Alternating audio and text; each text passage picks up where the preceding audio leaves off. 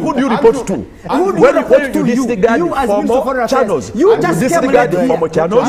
You purport to be the Minister of Foreign Affairs. You purport to be the ambassador. We can't know who funds you. Now you represent for the money. This is concerning. The EU themselves have said you steal money. You noob, you have stolen money. How can you claim to be fighting? From where and from who? The EU gives you money and you have stolen that money. That is your public rhetoric and negative rhetoric.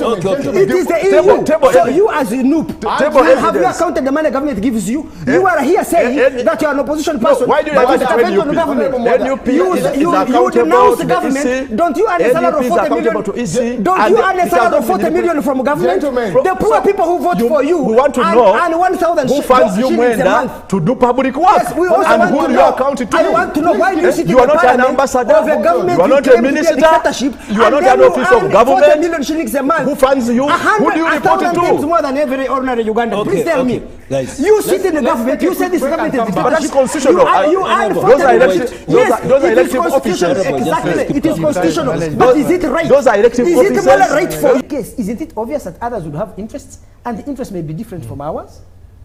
Why do we allow outsiders to insert themselves in our politics? Now let me come to the issue of General Saleh. General Saleh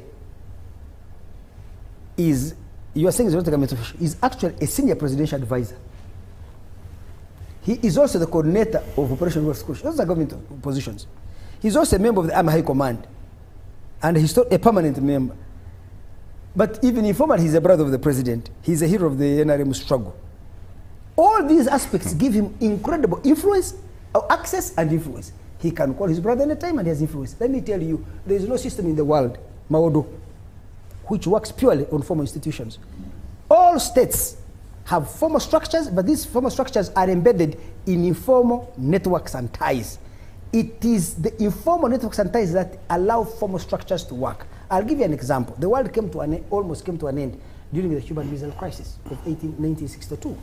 At the height of the crisis, President Kennedy could not get many issues through the Army and the Ministry of Foreign Affairs. He sent his brother, Robert, to meet a man called, I forget, Anatoly Dublin, who was the Soviet ambassador. They sent him at night. He went and negotiated an agreement between Kennedy and Khrushchev, his brother, outside of the structures of government, and he even went in a taxi in order to disguise it. Even in Britain, you can see there was a man called Alisa Cab whom Tony Blair fired. There is a book written by the chief of staff of Tony Blair. The guy is called Jonathan Powell. He wrote a book called The New Machiavelli. You can see even these advanced countries that have had institutions for 500 years still have informal channels through which you can conduct diplomacy. Right now, there is a man who is conducting Trump's diplomacy actually. He has been to DRC. He's always in Russia. I see him in Turkey and Saudi Arabia. What is the guy called? He's not a former employee of government. He's a friend of Trump. Clinton had a black man. He's a father-in-law to one of his daughters. Yeah, his father-in-law to one of his daughters, yes. Clinton had a friend, what was that man, black man called? Who always handled his diplomacy. He was not in the government. Vernon Jordan, Vernon something. Jordan Vernon? Vernon something. So the use of informal channels to achieve formal objectives is a common practice in diplomacy. Deep state is not our word. It's their word. It is their word. I have been involved, for example, in relations between Uganda and Rwanda. Because I have a good relationship with Kagame, I have a good relationship with President Museveni, and I can carry messages in between. So sometimes state institutions are paralyzed or not the best suited positions to work. But always these formal institutions, rather informal institutions, must reinforce formal institutions. So formal institutions don't work in a vacuum. When you come to power, you will find hold a second. I do not disturb your presentation. Even when you are accusing me of just information. I told democratic institutions and constitutional establishments, including ministries. Now you are seeing him confessing live that he has been engaged in diplomacy. And for us who are keeping government in check, we have a mission. How do you keep Andrew in check? we have a mission, an embassy in Rwanda with a diplomat and the staff. In fact, he's even a general. Can I finish? Now, it is facilitated and funded with a vote. on taxpayers' money to execute diplomatic work and diplomacy. Now, when I hear that, it is now Mwenda doing their work, when we are also paying diplomats there, that's dismantling democratic and governance institutions. We cannot abet it. We cannot abet it. Honorable, allow him his time. Yes. So first of all, you can clearly see he has not listened to me. I have explained to him, both theoretically and empirically, that formal institutions cannot work alone. They need informal ties. I can tell you. And I have given examples of so many governments in the developed world. So is this man, Vernon Jordan, who was Clinton's handler, who was not in the government, was he undermining America's democracy? This father-in-law of Trump's whatever, who is handling these peace negotiations, is he undermining American democracy? This guy, Alistair Campbell, who was helping out of government but working with Tony Blair to promote, no country can work without those informal connections. That's so important. And I have told you that informal networks can reinforce formal institutions. Left alone, formal institutions cannot succeed. And I have seen many international negotiations where somebody from outside the system helped. I'll give you another example. How Andrew, they resolve. I think the Hold a second, my brother. please. I believe those are our problems. We should address them as Ugandans, and we should refuse foreigners to insert themselves in our affairs. That is my principle. Mm-hmm. And to you, Nicholas, if you read anything I have written, I oppose all forms of aid, whether it is humanitarian, whether it's technical, whether it's financial. You can read over the last 20 years, I have written so much about aid. I believe financial aid, for example, So what I'm saying that even interference in human rights undermines our democratic process because it hijacks the political struggle from the domestic to the international. I will give you an example, and these people of NUP are interested in power, not in democracy, I can tell you. That's why they would invite these Muzungu to get involved. You see, if you are given financial aid, so the government of Uganda depends on World Bank, IMF, and other donors for money, then it has no interest in engaging me and you to build political institutions and public policies that can increase our productivity so that it can collect more tax revenues from us. It loses interest in us because the productive margin in its search for revenue does not lie in our farms, in our factories, in our gardens, our ranches. It lies in begging international donors. If very powerful rich countries come and say they are the ones supporting him, you see, democracy grows through fits and starts through over a very long period of time. And it's a journey, not a destination. I could give the history of the US, the Declaration of Independence 1772. Their constitution, which says all men are born equal, is 1789. But in 1789, only rich white men could vote. Poor white men could not vote. Black people were slaves. Native Americans could not vote.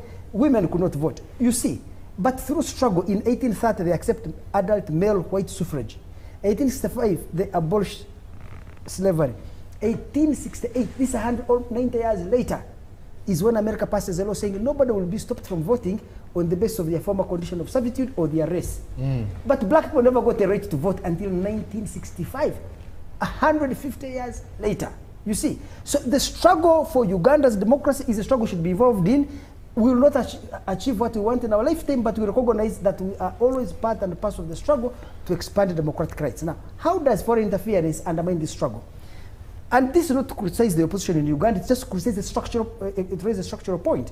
Because if I am Kyagulanyi, I am Mawodo here, there is a powerful country supporting me, it may, recognizing that I'm backed by the Americans and the Europeans, it may reduce my incentive to engage in negotiations and compromise with Museveni in order to achieve, maybe I may not achieve 100% of what I want, I may achieve 10%, but 10% is a good progress for us.